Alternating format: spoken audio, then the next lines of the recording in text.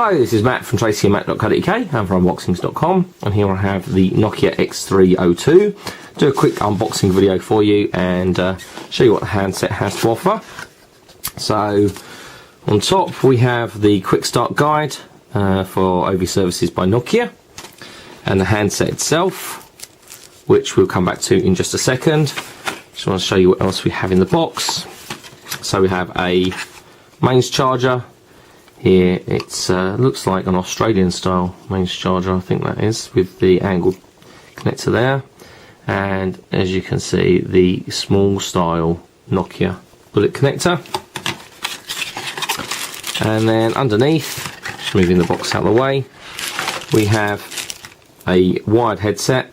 It's a fairly basic wired headset, has a 4-pole 3.5mm jack on one end, with a length of cable and a inline microphone with a simple push button and a clip to clip it onto clothing, and then again fairly basic lightweight plastic headphones, the sort of in-ear style. I'm sure you're going to want to use your own headphones rather than those. Then there is a small OV terms and conditions guide, and then the handset manual and getting started guide itself, covering the basics, connectivity, a few other bits and pieces like that. It does also show here, just noticed, how to use an external connector which isn't included, so you can use a memory stick plugged into the device to read USB on the go, so you can read the memory card or memory stick, a few other bits and pieces there. So let's put that to one side. So let's take a look at the handset itself. Immediately striking is that it is quite small, thin and extremely light in the hand. On the front we have a 2.4 inch display, which is quarter VGA, 240 by 320 pixels. It is a resistive touchscreen because this is dubbed as touch and type, so we can use the keypad as well as using touchscreen. So that's fairly unusual really for Nokia to do something like that. Underneath the screen we have the controls, so your phone keys, an email, and what really looks like a media or play button. Numeric keypad, and it's 12 key, but an unusual arrangement, so it's 4 by 3 rather than the more normal 3 by 4, so it's wider than it is tall, which just means that I guess the handset can be that little bit smaller.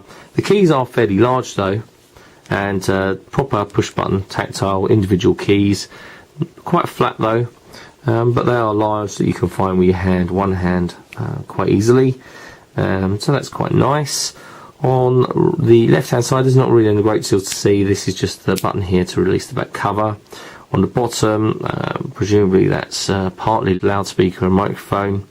The other push button to release the back cover. There's a little lock button and an up and down volume control, and as you can see from that position there, it's quite slim. On the top we have the micro USB connector, the place to plug in the charger, and the 3.5mm headphone jack. On the back, a 5 megapixel camera, no flash though, and fairly basic, no mirror for self-portraits or anything like that. It seems strange to actually call 5 megapixels basic, but I guess with the 8 and 12 megapixel cameras that seem to be becoming more the norm, 5's kind of low end. Push the buttons on either side to release the proper metal back cover, so nicely robust. We have the space for the micro SDHC memory card and the SIM card. Battery is obviously pre-installed here, as you can see, but normally that would be when you first get it shipped. It's not normally installed, but the battery there. And let's pop the back cover back on. That just clicks into place, and let's just power up. And while we wait for that to start, just run down the specification. Quad band for GSM, dual band for HSDPA, 106mm from top to bottom, 48mm wide, and 9.6mm thick. That's why that does feel so slim and light. Only 77 grams, which is phenomenal really. It just feels really quite nice in the hand. Not normally what I would consider to be a handset that would be my cup of tea, but I can see that this would be I expect this to be very popular actually, just on the design. This is the silver and white version, as you can see here, but it's available in loads of different colours. So we'll accept the fact there's no SIM card using the touchscreen and the familiar Nokia startup. Don't know if you can make out there, the keys have actually illuminated, so blue underneath the numeric and white underneath the controls there. And we're really sort of into the startup. We got the menu button here, brings up a very familiar style, 9 items here with your Calendly, contacts, internet and applications. In the apps, you've got your calculator, e-gallery, extras, voice recorder, to-do lists, and anything else. I guess other stuff that you would install would be in here. In extras, your games, which has got Guitar Hero, Hip Hop, and a few other bits and pieces already installed. Every time I touch the screen, there's a little tiny vibrate from inside in the form of a haptic or a haptic feedback. So that's pretty cool. We come back out of there, pushing the button. So we've got Facebook there, the camera, probably I think that's chat. Yep, and Ovi Store. You can connect to our email account and obviously the date and time. And we can go to, and it brings up a few things here in home screen settings and a personalised view. So we've got profiles, Bluetooth wireless LAN, Opera Mini, Guitar Hero there, the FM radio, and the Ovi Store. We can just go ahead and close that back off. On names actually does bring up the contacts, so you can actually find a contact, give them a call, whatever that might be. Buttons underneath, push the button there to bring in the messaging shortcuts, so email or SMS, which we'll skip.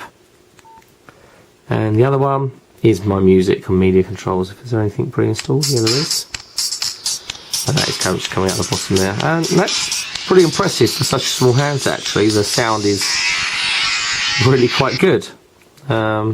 Impressively so in actual fact. That is, it's quite surprising how good that is. In terms of everything else, well, we have Bluetooth 2.1 with A2DP support, built-in wireless LAN supporting 802.11b, and N standards. Again, N standard is getting to be more common, but it's still fairly unusual to have wireless N on a handset, especially of this type. Really, it's normally on what you'd consider higher-end devices. So Nokia have done quite well to actually include that. We've got WAP, we've got FM stereo with RDS. Java, MIDP 2.1, Windows Live Messenger, Yahoo Messenger, Facebook, Twitter, Xvid and DivX playback, MP3, WAV, WMA, Flashlight 3.0. So the features are pretty impressive. We'll have a full review for you over the next couple of weeks, and again I'm going to be using this alongside some of the other handsets we've got in for review, including the Nokia N8, and I'll do a full review for you, as I say, over the next few weeks. In the meantime, if you want to follow us on Twitter, twitter.com/Tracy and Matt. You can ask us questions. If you want to ask us anything about this handset or pose any questions that we can include in a review, then please do so. Or on Facebook, facebook.com/tracyandmatt.co.uk. As I say, I'll be back soon with some more videos and reviews on tracyandmatt.co.uk. But for now, thanks for watching. Bitdefender is dedicated to protecting people's digital lives, so working with Unboxings.com to help preview and review the latest technology is a perfect fit.